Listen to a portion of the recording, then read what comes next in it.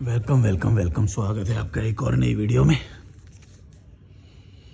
आपके कमेंट्स पढ़ रहा हूँ।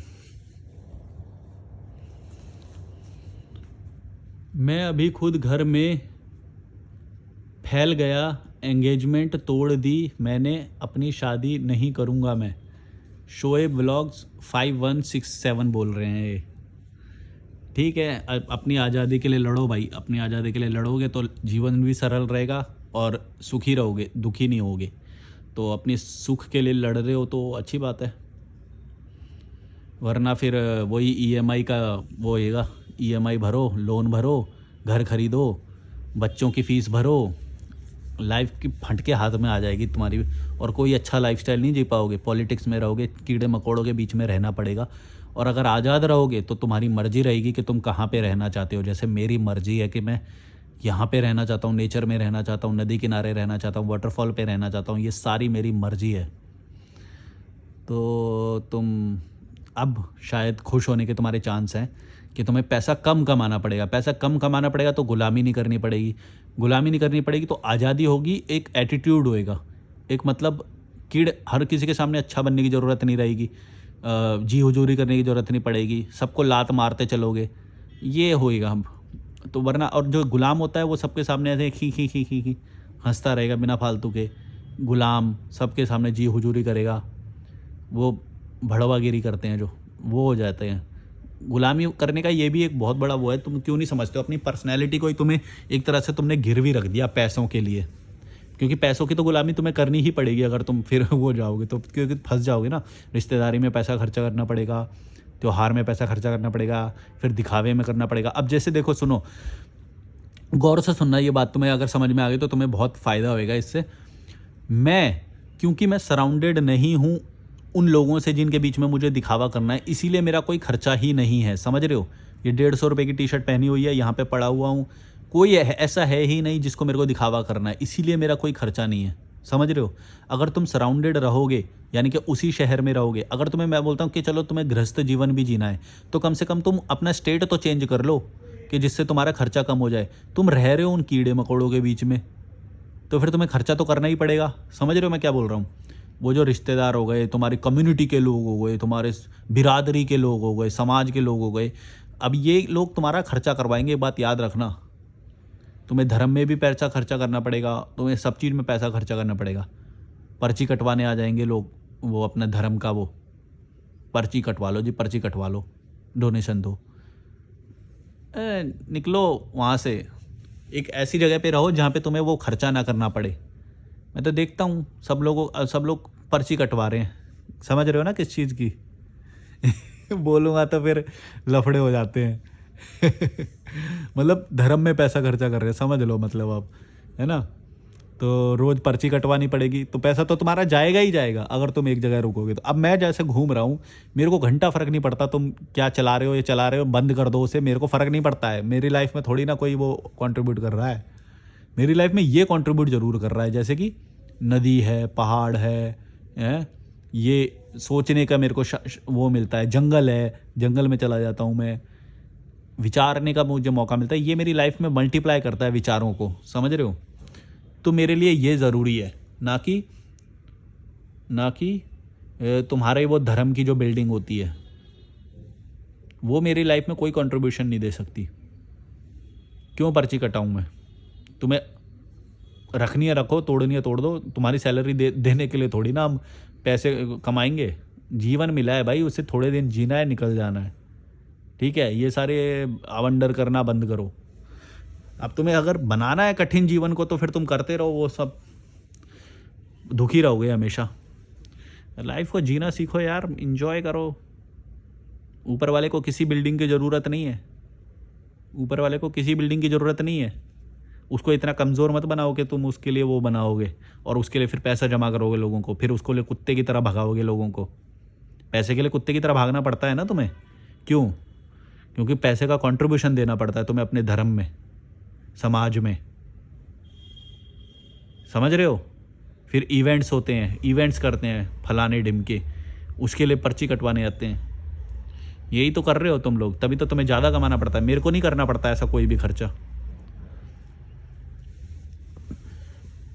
और तुम बोलते हो कि मैं ज़्यादा पैसा खर्चा कर रहा हूँ, मैं घूम रहा हूँ, तो अरे भाई मेरे से ज़्यादा तुम करते हो। क्यों नहीं समझ में आता है तुमको ये बात यार, इतनी सी तुम ज़्यादा खर्चा करते हो।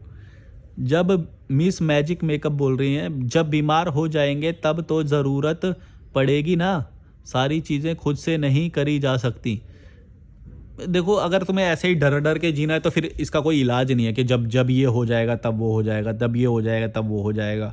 अगर तुम्हें ऐसे ही सुरक्षा के लिए फिर अपने जीवन को दांव पे लगाना है, अपनी आज़ादी को दांव पे लगाना है, तो तुम्हें कोई रोक थोड़ी सकता है, तुम्हें कोई रोक नहीं सकता है। लेकिन अगर तुम इसी बात में डरो कि भाई बुढ़े हो जाएंगे तब हमें कौन खिलाएगा, बीमार पड़ जाएंगे तो क्या होएगा, तो फिर तुम जियो उस डर में। मेरे को तो मालूम है कि भाई जब बीमार हो जाएंगे तो डॉक्टर ठीक करता है, तो नर्स केयर करती है, उसके लिए पैसे कमाओ और आराम करना होता है। तुम्हें पता है, एक बात बताऊं तुम गौर से देखना, जब भी तुम किसी डॉक्टर के पास जाते हो ना, वो एक ही चीज़ बोलता है कि खाना छोड़ दो। मतलब कि तुम खा गलत रहे हो। अब तुम खा गलत रहे हो और तुम बीमार पड़ रहे हो, तो तुम बोल रहे हो कि वो बीमार पड़ जाए तो कौन केयर करेगा। भाई बीमार पड़ जाता है तो केयर करने की ज़रूरत नहीं पड़ती, बस खाना छोड़ना पड़ता है, या फिर बहुत सिंपल वाला खाना खाना पड़ता है, या फिर दलिया बोलते हैं वो, या फिर बोलते हैं कि बस जूस डाइट पे रहो, यानी फ्रूट डाइट पे रहो, फ्रूट्स वगैरह खाओ। तो वो तो तुम खुद भी कर सकते हो, इसमें क्या बड़ी बात है। भाई तुम खा रहे हो खाना, उसी से ही तो बीमार पड़ रहे हो तुम। अगर तुम्हारे शरीर को काम ना करना पड़े तेल पचाने के लिए, मसाले पचाने के लिए, तेल मसाले पचाने के लिए, शुगर और मैदा ऐसी चीज़ें पचाने के लिए तो तुम्हारे शरीर को मेहनत करनी है, तभी तो बीमार पड़ते हो। इम्यूनिटी तभी तो तुम्हारी कमज़ोर है। तो फिर डॉक्टर क्या बोलता है, इम्यूनिटी स्ट्रांग करने के लिए वो बोलता है कि बस खाना छोड़ दो थोड़े दिन के लिए, ये मसाले वाला खाना और ये ऐसे ऐसे ये खाने छोड़ दो, तभी तुम्हारी बॉडी थोड़े दिन में फिर हील कर जाती है 24 घंटे में। तुम्हें लगता है डॉक्टर ठीक कर रहा है या फिर घर वाले ठीक कर रहे हैं, नहीं, बॉडी का खुद का मैकेनिज्म है। इमोशनल बातें मत करो ये कि लोग ठीक केयर करते हैं तो वो ठीक होता है, नहीं भाई। तुम खाना छोड़ दोगे तो तुम ऑटोमेटिकली ठीक हो जाओगे। इसीलिए बोला जाता है कि इंडियन खाना जो है तो तुम्हें मोटा करता है, बीमार करता है, इम्यूनिटी कमज़ोर करता है। देखा है ना कैसे कैसे पेट होते हैं इंडियन लोगों के, समझ गए ना।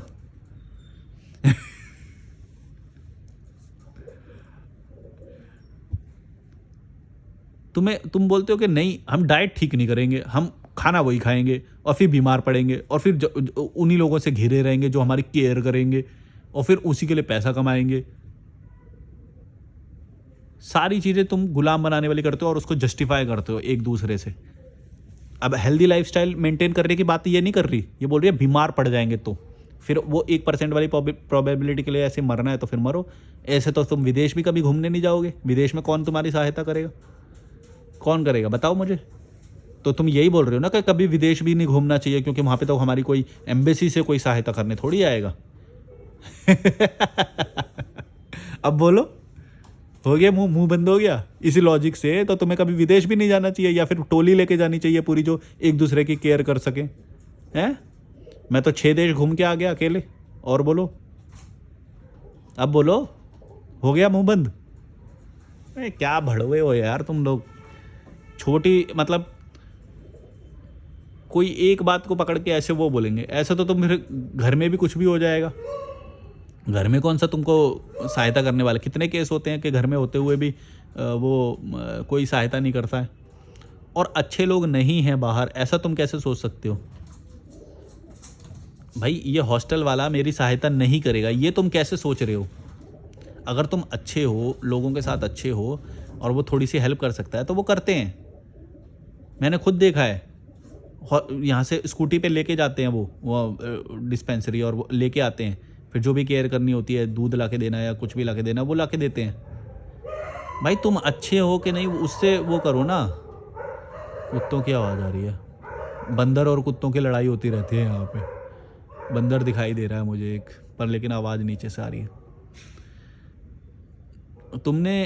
तुमने अच्छाई देखी ही नहीं। तुम ये समझ रहे हो जैसे तुम भड़वे लोग हो वैसे ही दुनिया पूरी भड़वी है, ऐसे नहीं है भाई। अगर अच्छी जगह पे रहोगे तो अच्छे लोग मिलेंगे और वो अच्छा ही करते हैं। इतनी इंसानियत है दुनिया में। तुम्हारे जैसे भड़वे नहीं है जो डरपोक लोग होते हैं। सारी दुनिया में डरपोक लोग नहीं है। तुम हो डरपोक, तुम हो भड़वे, जो तुम रिश्तेदारी निभाने वाले, समाज वाले, जो संस्कार वाले जो लोग होते हो, धर्म निभाने वाले, ये भड़वे लोग होते हैं। इनके अंदर आज़ादी नहीं होती दिमाग की, इनके अंदर एम्पैथी नहीं होती दूसरों के लिए। और तुमको क्या लगता है मैं यहाँ पे बैठा हूँ, अगर मेरे को कोई ऐसा बंदा दिखेगा जो घर से दूर रहता है, जो भड़वागिरी से दूर रहता है और यहाँ पे वो बीमार फील कर रहा है, तो मैं उसकी सहायता नहीं करूँगा? बोलो, हो गया मुंह बंद? और फिर मेरे जैसे लोग नहीं है दुनिया में, या तुम जैसे भड़वे लोग ही आते हैं यहाँ पे घूमने बस? यही तो मैं तुम्हें बोल रहा हूँ, दुनिया देखी नहीं ना तुमने। तुम सोच रहे हो बस तुम्हारे जैसे भड़वे लोग ही हैं पूरी दुनिया में जो किसी की सहायता नहीं करेंगे। तुम अच्छा बनोगे तो तुम्हें अच्छे लोग दिखेंगे, यही तो मैं बोल रहा हूँ। तुम अच्छे तो बनो पहले। तुम खुद भड़वे हो, गुलाम हो, तो तुम्हें दुनिया भी वही लगेगी ना पूरी। अब मैंने ये बात कैसे बोली सोचो, क्योंकि मैं वैसा हूँ ना, इसीलिए मैं भी तो वही सोचूंगा कि सामने वाला भी मेरी कभी हेल्प करेगा। तुम ये ऐसे कैसे सोच रहे हो कि कोई नहीं करेगा तुम्हारी हेल्प? और अगर सोच रहे हो फिर गुलाम बन रहे हो तो वो तुम्हारी चॉइस है, मैं उसमें कुछ कर तो नहीं सकता हूँ। तुम मेरा पूछ रहे हो तो मैं तुम्हें ये बता सकता हूँ कि मैं जैसा हूँ दुनिया में, मेरे को ये मालूम है कि मेरे जैसे और लोग हैं दुनिया में और वो मेरी हेल्प करेंगे जब मेरे को ज़रूरत पड़ेगी, और करते हैं, करते हैं। तुम ये बीमार वाला बोल रहे हो, बिना बीमारी के भी कितनी बार मेरे को खाना खिलाया या मेरी हेल्प करी है। अब कैसे बताऊं तुम्हें? लेकिन तुम्हारे दिमाग में भड़वागिरी भर चुकी है ना, एजुकेशन सिस्टम ने वो भरी है, धर्म ने वो भरी है। तुम्हारा धर्म, ये समाज तुम्हें सब गुलाम बनाते हैं, तो तुम भड़वे बन चुके हो। अब तुम्हें हर चीज़ में डर दिखाई देता है भाई। बुढ़े हो जाएंगे तो हमारी कौन वो करेगा, बीमार पड़ जाएंगे तो हमारी कौन वो करेगा, चलो इंश्योरेंस ले लेते हैं, चलो हेल्थ इंश्योरेंस ले लेते हैं, चलो इससे भी दोस्ती कर लेते हैं, इससे भी दोस्ती कर लेते हैं, कभी ना कभी काम आ जाएगा। भड़वो, 4 पैसे कमा के रख लोगे तो उस घटिया व्यक्ति की तुम्हें ज़रूरत नहीं पड़ेगी। पैसे कमाने पे ध्यान दो। पैसे पैसे भी होते हैं तुम्हारे पास तो फिर भी डरते हो। मैं तो ऐसे भी लोग देखे हैं। अबे भाई, जब मेरे पास इतनी सिक्योरिटी है तभी तो मैं ट्रैवल कर रहा हूँ।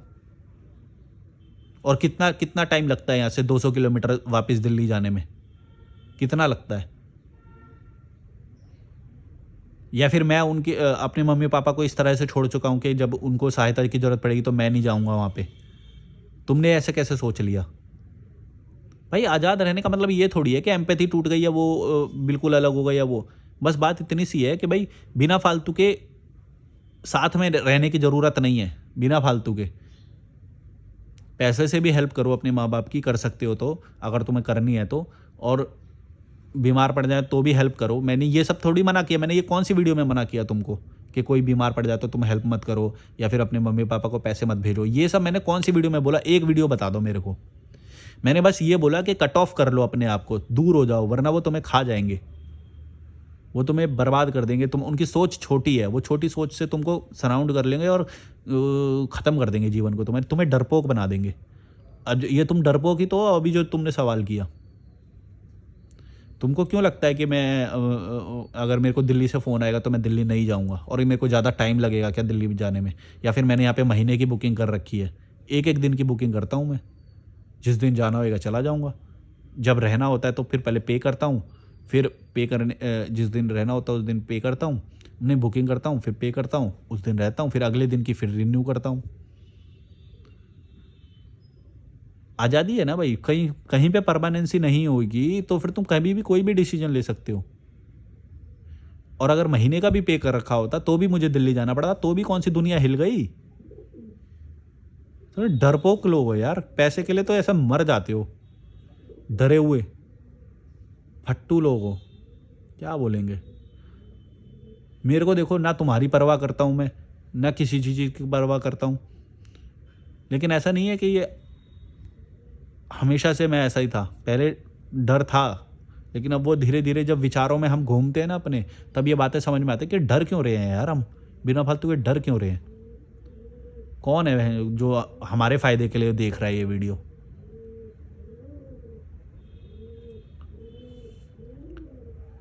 भाई, कोई किसी के लिए कुछ नहीं करता है, सब अपने लिए करते हैं। और अपने लिए करना कोई गलत भी नहीं है, मैं गलत नहीं मानता। सब अपने लिए भी करेंगे तो भी भारत पूरा ठीक हो जाएगा। लेकिन अपने लिए भी तो नहीं करते, डर के बैठे हुए हैं एक जगह पे। पैसा कमाए जा रहे हैं, कमाए जा रहे हैं, कमाए जा रहे हैं, डर निकल ही नहीं रहा है अंदर से। फिर भी फटती है कि 4 दिन के लिए निकल जाए तो बिजनेस बंद हो जाएगा हमारा, किराया बंद हो जाएगा, किराया कैसे निकालेंगे इस महीने का। इतने डरे हुए लोग रहते हैं, क्या बोलूँ। भर भर के पैसा पड़ा हुआ है, कुछ भी पड़ा हुआ है। 4 दिन, जैसे तीसरा दिन ख़त्म हो जाए ना, इनकी हलक सूखने लग जाता है यहाँ पे, भागते हैं तुरंत, चलो चलो चलते हैं, चलो चलते हैं, बिजनेस चला जाएगा, ये हो जाएगा, वो हो जाएगा। फट्टू लोग। फिर वो क्या काम का वो बिजनेस, जब तुम्हें इतना ही डरा के ही उसने रख रखा है और तुम्हें आज़ादी नहीं दे पा रहा है, तो फिर क्या काम का है ऐसा? या तो भाई कोई बोलो कि भाई इंडिपेंडेंट, तो फिर क्या मतलब यूँ बोलते we will retire after 50, we will retire after 40, 40 के बाद की प्लानिंग कर रहे हैं। कर लो प्लानिंग, प्लानिंग ही करते रह जाओगे तुम, कभी भी नहीं। जब डर ही अंदर बैठ गया तो उस इंसान वो कभी आज़ादी नहीं सीख पाएगा। बढ़ो।